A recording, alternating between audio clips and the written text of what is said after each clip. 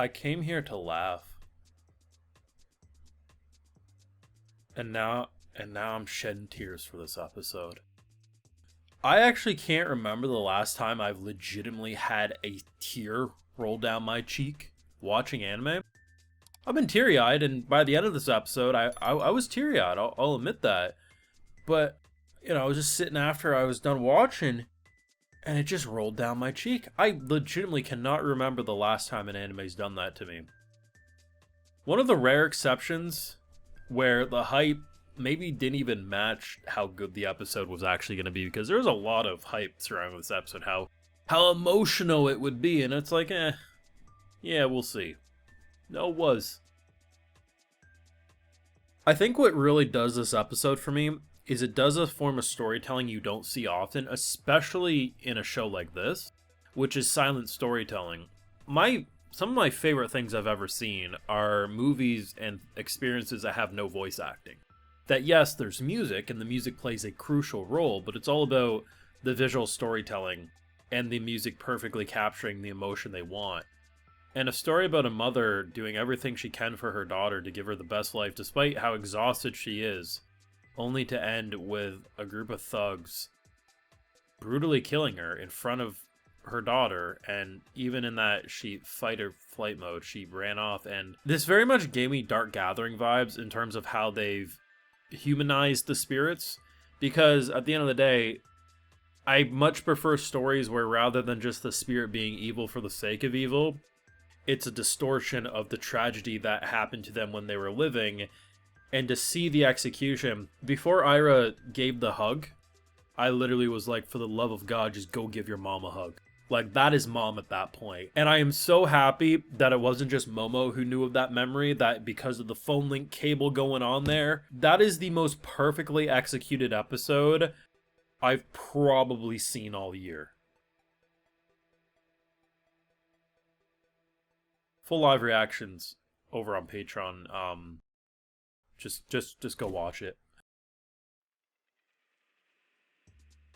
I'm legitimately speechless about this episode. Like, this isn't an exaggeration. I legitimately am dumbfounded by this episode. So they started off with, like, you can't really tell what's happening, and I really wasn't sure. I was like, man, is this live action? Is this rotoscoping? Like, it's very hard to tell. It's very shaky cam and very blurry. So you can't really make out what's happening. Obviously, we see why that is later after she got her eye slit. The idea that, they kill Ira, right? So she's dead, and her energy's pretty much faded, right? The only way to do it is if Mama Acrobatic Silky over here links up with her, right? And immediately I'm like, bet. I'm thinking to myself, okay, clearly Mama Dearest probably has a messed up past. That's going to be emotional. But cool, when they link up, she'll probably end up with powers because you'll be granted the spirit heart, right? But I wasn't prepared for just how sad, because I really thought as soon as the flashback started, the kid was gone already, right? Because the way she was walking so depressed, almost like she had nothing to live for. And then she saw a children's dress in the window, and I'm thinking to myself, okay, she doesn't want to go inside her home. Clearly because of whatever happened to her kid. Because we knew that, this was a spirit who probably had a kid and lost the kid, right? So I'm thinking that's the direction we're going to go. And I'm ready for that. I'm ready to be like, okay, yeah, that's going to be sad. And when the kid barges out, I'm thinking to myself, oh, dear God, no, the kid's not gone yet.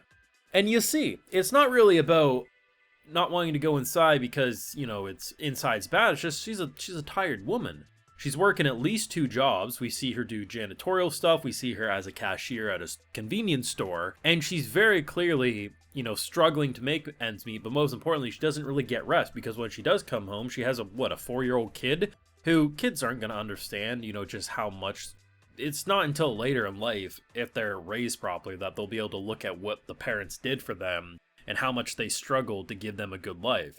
And it's the fact that she saved up for this dress, and just the more you see of it, and as you build in, I'm sure there's a lot of people who probably expected debt collectors. For me personally, I wasn't. I was initially expecting an eviction, like an eviction notice, and then they'd be on the streets, and then something would happen to the kid. Like, that's, if anything, that's where my mind's going.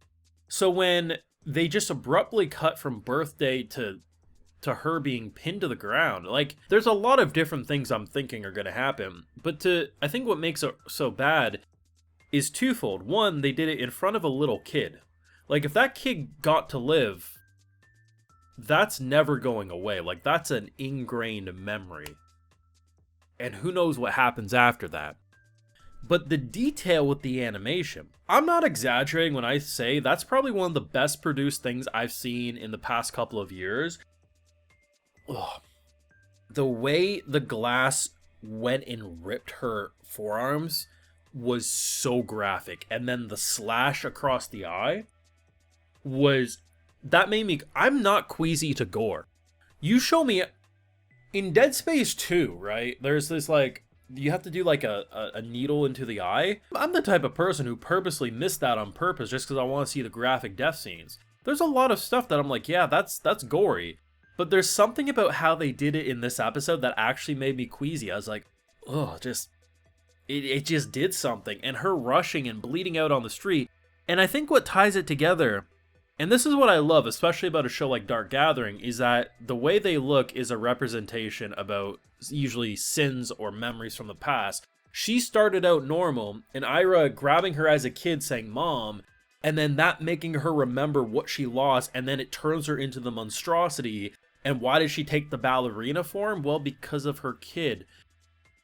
But I think what's so beautiful, if not tragic, about the whole ordeal is that despite her not making it and being a spirit, her energy will now live on inside her. So not only did she allow this spirit to pass on, because Turbo Granny was being a bitch. I wanted to smack Turbo Granny. She's like, yeah, she probably lived a shitty life. I just wanted to smack Turbo Granny right there. And you know I'm a Turbo Granny enthusiast, so that says something. And when the ending abruptly cuts and I just see her with the hairdryer, I'm like, get off my screen, Turbo Granny. The fact that she gave her a hug and called her mom, like, that means she should be able to rest peacefully.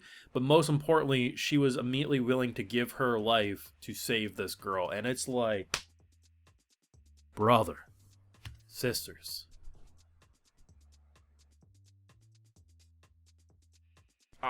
There's no way they taught this episode this season. No way.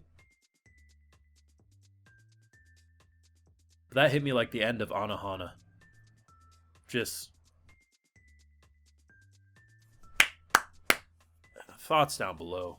Leave a like if you enjoyed, subscribe if you're new, and of course ring the bell like I mentioned.